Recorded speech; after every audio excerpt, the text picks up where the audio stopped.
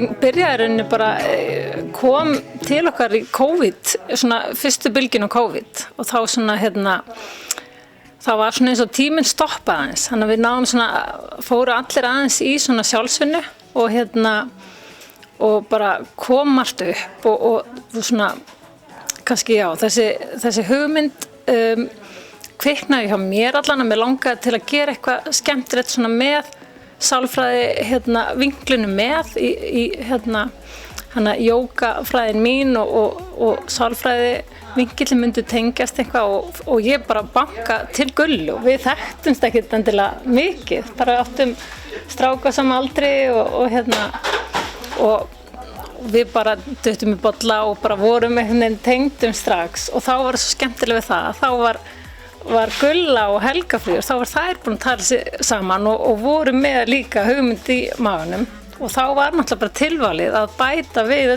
þessum vinkli félagsráðgjöfinni og úr varð eitthvað ótrúlega sérstakt og skemmtilegt svona verkefni bara strax. Við fundum bara allt sem okkur langaði að setja og allt ferli hefur bara komið dálítið sjálfkrafa þegar við hittumst allar. Og boltinn svolítið bara rúllar þarna. Við áttum alveg kvöldstund þar sem við vorum bara nánast fram eftir nóttu með hugmyndir. Þetta var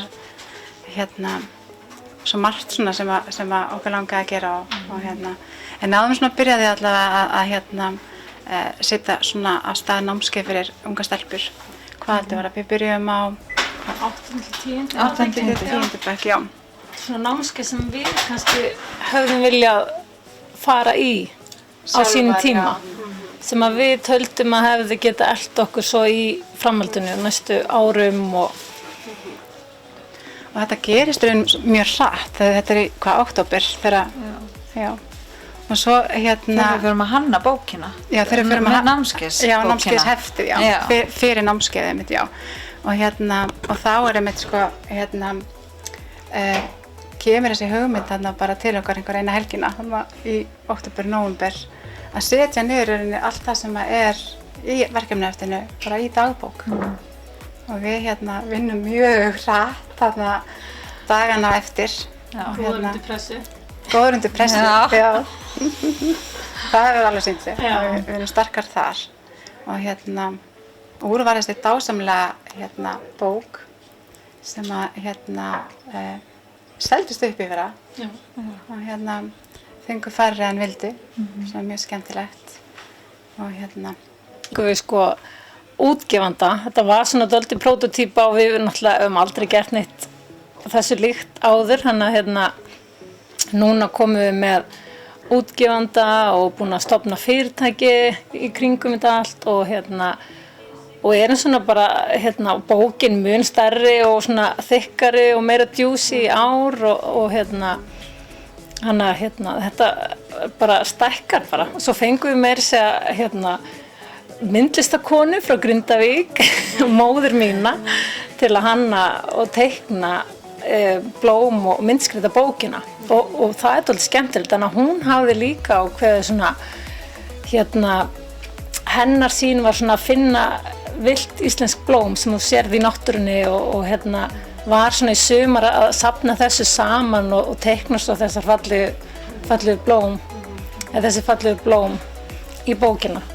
Þegar við byrjum að starfa saman og byrjum svona að skoða þessa vinkla þá sáum við að þetta var bara hinn fullkomnar blanda að okkur fannst af því að félagsráðgjöfin hún fer svolítið í umhverfið okkar, tekur svona þættina í kringum okkur, fólki í kringum okkur og svona umhverfið okkur bara.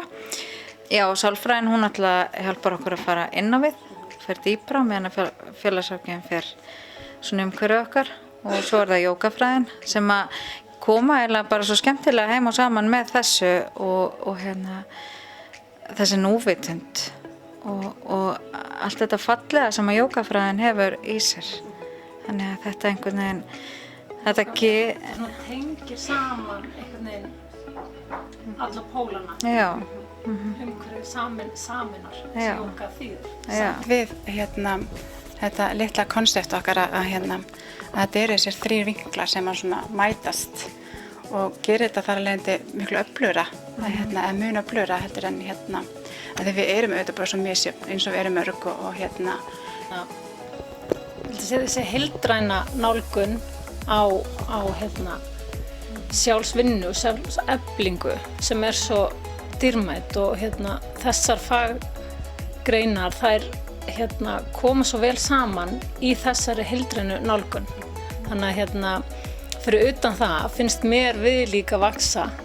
Þú veist, ég læri mikið af þeim og þú veist, við lærum allar af hvor annari og hugmyndin alltaf bara svona aðeins að stækka og hérna og finna okkur í okkar lífi, þú veist, út í heiminn og hérna, já, svona hérna tengja saman allt sem Við vildum það var að við gætum náð til, við byrjum að hugsa ungar stelpur og það svo alltaf að þróast og hugmyndirnar orðnar stærri í dag. En okkur langaði mitt svo að reyna að ná til flestra og hérna, þannig að allir fyndu eitthvað við sitt hæfi og myndu ná að tengja á einhvern hátt við það sem við erum að gera. Og við vildum hafa þetta svona ekki of stórt, heldur að hafa þetta svona persónulega nálgun. Þannig við erum 3 saman alltaf og við svona erum að hérna, vinna með hverjum að einum svolítið fyrir sig út frá sér. Þannig að efnið svona tengir, við getum öll tengt við eitthvað. Suðurnesjabær hefur búin að grípa okkur og hérna, við vorum þar í haust með námskeið fyrir 8 til 12 ára stelpur og svo frá 12 til 16. Já. Þannig að hérna Ykkar heimabær, hann búin að hafa samband á okkur? Já, við erum búin að vera hérna með námskeið fyrst bara á eigin vegum þegar við vorum að prófa okkur áfram og svo erum við komnar í svona samstarf með Grindavíkurbæ. Þannig að þetta er bara búið að fara vel af stað. Og svo höfum við haldið örnámskeið fyrir strákana. Ekki gleyma þeim? Nei, alls ekki. Og við kannski einmitt svolítið vorum að vakna upp fyrir það þannig að þegar við slóum í eitt námskeið að, hérna, að það þarf ekki síður að hlúa að þeim. Og þá fengum við til samstarfs við okkur Pálma Rafn. Og hann kom og hélt svona fyrirlestur með okkur og náði svo frábærlega vel til strákana. Já. Þetta er svona, finnst mér góð bók upp á það að gera að í henni það hjálpa þér að leggja áherslu á og hlúa að þeim hlutum sem þú hérna, hefur stjórn á. Því það bara lífið þannig að við stjórnum ekki öllu sem gerist í lífinu og lífið upp og niður en bara þetta að hérna, hlúa og hugsa þá hluti sem við getum stjórnað þá getur allavega svona skilið kannski hvernig líður og það einmitt svona í lok viku þá svona tilfinningamælir og hugleiðingar í vikulok sem að þú getur þá aðeins hort yfir vikuna og kannski jafnvel séð að svefnin var ábúndavant þar og það getur leitt það sem að líður svona einhvern veginn hana við erum svona að skoða þetta út frá öllum þessum hliðum hana mikið út frá grunnþáttunum 4 sem að sálfræðin nota mikið við erum með núvitund og öndunaræfingar sem alltaf gott að koma inn í bara rútínu á sér. Við erum með þakklætisiðkun, leggjum mikið upp á því og svo erum við með svona alls konar markmið fyrir hverja viku, markmið fyrir hvern mánuð og kannski markmið að skref. Þannig að þetta er mjög skemmtileg, já. Við leggjum svolítið mikla áherslu á að fara út fyrir þægindarammann sinn og það sem er svo skemmtilegt líka í þessari bók er að þú getur sett inn svona athafnir eða svona eitthvað sem þig langar til að gera og þá getur unnið að því markvisst annarkvort í gegnum vikuna eða mánuðinn eða bara út árið í svona litlu bingói. Já, þannig að í bókinni svo erum að segja þá leggjum mikla áherslu á grunnþættina 4 sem eru svefn og mataræði hreyfing og félagslega svona þörfin og við erum einnig með svona sjálfsræktar bingó og út fyrir þægindarammann bingó. Þannig að þetta er rauninni bara það að oft þegar okkur líður illa og talum eins og bara í fyrra og svona þegar svona konseptið okkar fór svona af stað að það var rosa mikið, margir sem upplifðu það að þessa miklu innveru og svona einangrun Og hafa ekki stjórnað aðstæðunum. Og hafa ekki stjórnað aðstæðunum einmitt og maður fann það svo sterkt sjálfur að hvað það skiptir miklu máli að hlúa þessum þáttum og setja inn eitthvað sem að veita manni gleði svo mikilvægt þegar maður er að passa upp á geðheilsuna sína. Og svona markmiðið með þessari bók er í rauninni að við erum öll í kalendurum alla daga. Við erum fundi hér og fundi þar og síminn er endalaust að bípa og svona. En þetta er einnig bara svona geðdagbókin. Þannig að þú ert að setja þig svolítið í forgang og passa upp á þig.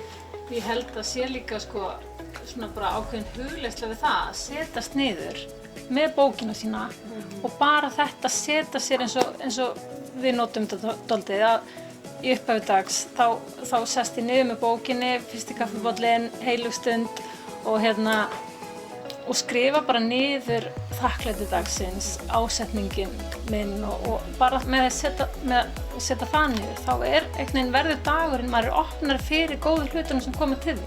Leggur svo grunn. Já, þannig að þetta getur verið bara í formi hugleiðingar á morgnana og það er ekkert sem síminn getur gert.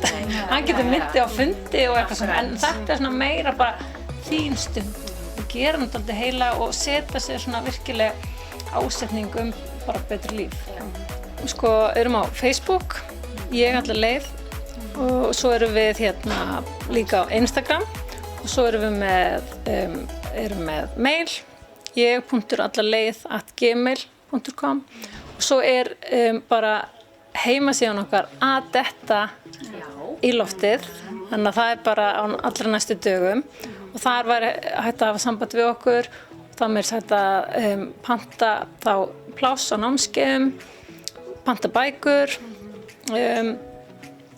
og fá ýmsan fróðleik og fallegt í hjartað. Já, við erum mjög mikið tilbúinir í það að bara stækka okkur og við erum, þó að við heitum ég alla leið, þá langar okkur að vinna líka með stærri hópa og við vorum nú komnar með eitt verkefni þegar COVID lokaði öllu, þá vorum við komið með stærri hóp sem vorum að fara að vinna með en nú erum við að vona að við sem að horfa á þær takmarkanir fara niður og erum bara spenntar fyrir framhaldinu og að vinna bara með stærri hópum, fyrirtækjum, skólum.